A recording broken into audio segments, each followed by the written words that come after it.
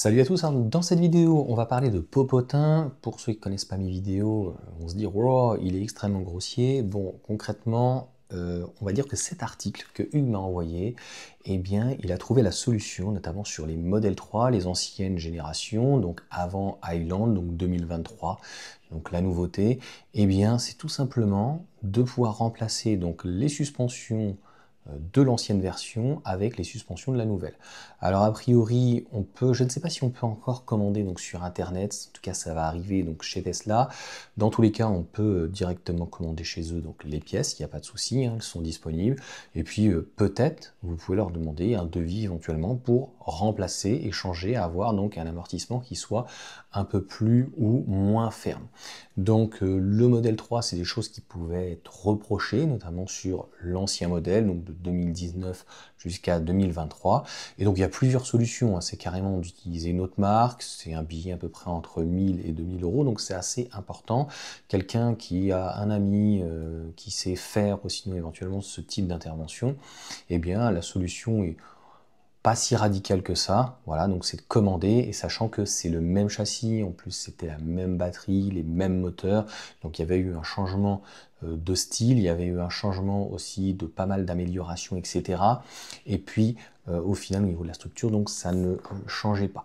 Donc concrètement, on l'avait bien vu, les suspensions donc ont été retravaillées, et donc ben, c'est la possibilité pour ceux qui seraient intéressés donc, dans cette vidéo, de pouvoir trouver une solution donc pérenne, une solution aussi apportée par Tesla. Est-ce que par contre, on va dire au-delà du magasinier, la partie atelier, si on peut dire, donc voudra prendre la responsabilité de ne pas remplacer à l'identique, mais sur une nouvelle monte et du nouveau véhicule, ça, c'est pas sûr.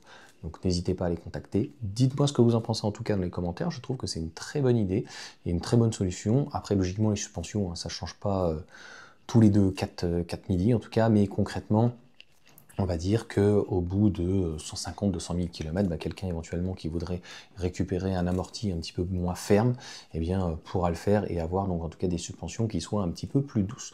Donc voilà pour cette petite vidéo. Encore une fois, hein, on peut le trouver sur internet. Je trouve que c'est plus agréable en tout cas que ça soit fait, ou en tout cas qu'on trouve la pièce d'une manière d'origine et directement donc chez Tesla. Mais vous me direz 600 euros.